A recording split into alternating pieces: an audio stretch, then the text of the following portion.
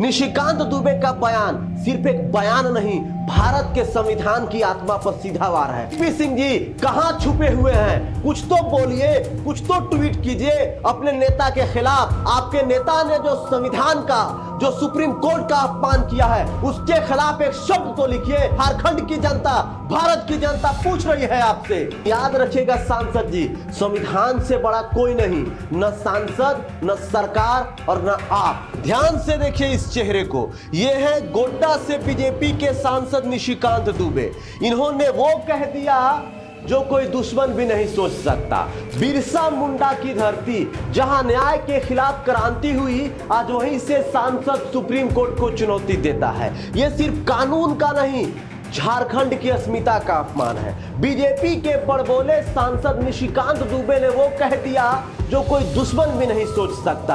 अगर ये कहे कि आज तक किसी सांसद ने सुप्रीम कोर्ट के चीफ जस्टिस के लिए ऐसा अपमानजनक आपराधिक बयान नहीं दिया होगा तो ये गलत नहीं होगा। उन्होंने कहा देश में धार्मिक युद्ध भड़काने के लिए सुप्रीम कोर्ट जिम्मेदार है। दुबे जी आगे कहते हैं सुप्रीम कोर्ट अपनी लिमिट क्रॉस कर रहा है। अगर हर बात के लिए सुप्रीम कोर्ट ही जाना है तो संसद और विधानसभा का कोई मतलब नहीं है। इसे बंद कर देना चाहिए। सुप्रीम कोर्ट जो इस देश के संविधान का कस्टोडियन है, सुप्रीम कोर्ट जो इस दौर में देश की जनता का आखिरी उम्मीद है, उस सुप्रीम कोर्ट पर पीएम मोदी का करीबी माने जाने वाला सांसद इतना गंभीर आरोप लगा दे, वो भी सीधे सीधे चीफ जस्टिस का नाम लेके उन्हें गृह युद्ध के लिए जिम्मेदार ठहरा दे, तो क्या इसे महज एक बड़बोले सांसद का बयान मानकर भूल जाना चाहिए?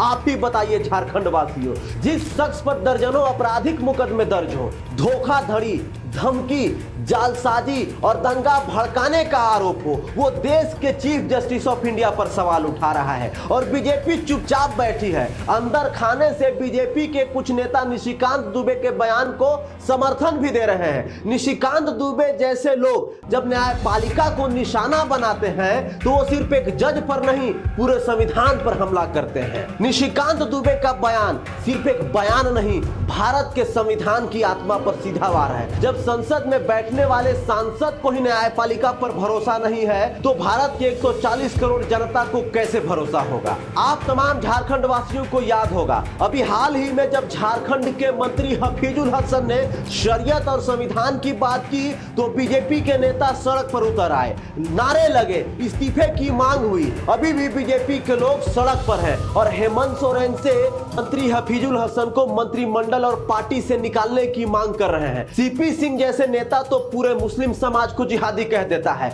लेकिन अब जब निशिकांत दुबे ने सुप्रीम कोर्ट को ललकारा तो सीपी सिंह, बाबूलाल मरांडी और पूरी बीजेपी बिल में घुसी हुई है। सीपी सिंह जी कहां छुपे हुए हैं? कुछ तो बोलिए, कुछ तो ट्वीट कीजिए अपने नेता के खिलाफ। आपके नेता ने जो संविधान का, जो सुप्रीम कोर्ट का अपमान किया है, उसके खिलाफ एक शब्द तो लिखिए। झारखंड की जनता, भारत की जनता पूछ रही है आपसे।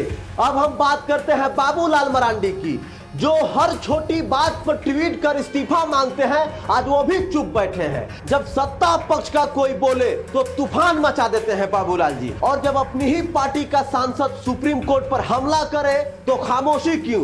बोलिए बाबूलाल जी, अब आपकी जुबान क्यों सिल गई? आप क्यों चुप बैठे हैं? कुछ तो बोलिए, कम से कम एक्स पर एक ट्वीट तो कर दीजिए। निशिकांत दुबे, सीपी सिंह जैसे नेता पूरी तरह बेनकाब हो चुके हैं। इनकी देशभक्ति, इनकी नैतिकता, इनका संविधान प्रेम क्या सिर्फ एक ढोंग है?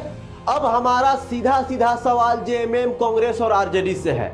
जब हफीजुल हसन ने बयान दिया था तो बीजेपी सड़कों पर उतर आई थी। कल ही हजारीबाग में बीजेपी के सैकड़ों समर्थक हेमंत सोरेन और मंत्री हफीजुल हसन को लेकर नारेबाजी कर रहे थे। निशिकांत दुबे ने अब जब संविधान पर सीधा हमला बोला तो जेएमएम, कांग्रेस के नेता घर में क्यों सोए हैं? आप लोग संविधान को बचाने के लिए सिर्फ टीवी डिबेट कीजिएगा, क्यों नहीं सड़कों पर उतर रहे हैं जैसे बीजेपी के कार्यकर्ता, बीजेपी समर्थक हफीजुल हसन के खिलाफ उतरे हुए हैं? दुबे जी, यदि किसी नागरिक के मौलिक अधिकार का उल्लंघन होता है तो वह सीधे सुप्रीम कोर्ट जाता है। यही तो है जनता की आखिरी उम्मीद, आखिरी भरोसा, और आप उस भरोसे की दीवार पर हथौड़ा चला रहे हैं।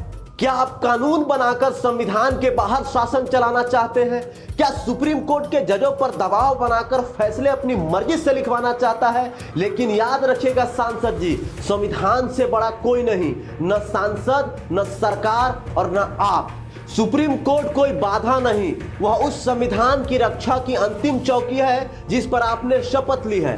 दुबे जी, संसद का काम कानून बनाना है तो सुप्रीम कोर्ट यह देखेगा कि वह संविधान के अनुसार कानून बना है या नहीं। यही लोकतंत्र का संतुलन है।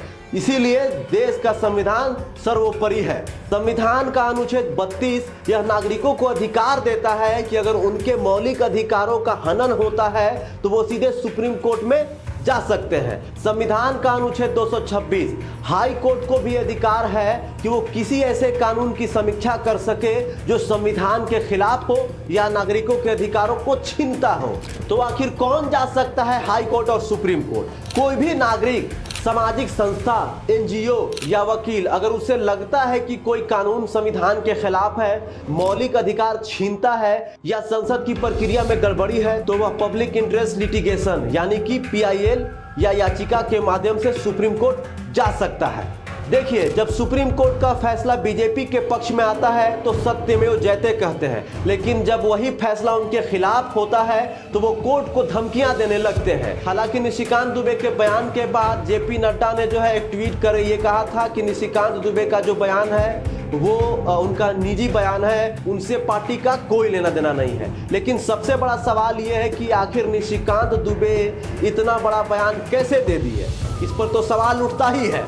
बाकी इस पूरे मामले पर आपका क्या कहना है? निशिकांत दुबे के बयान को आप कैसे देखते हैं? आप हमें कमेंट करके जरूर बताइए। जोहार।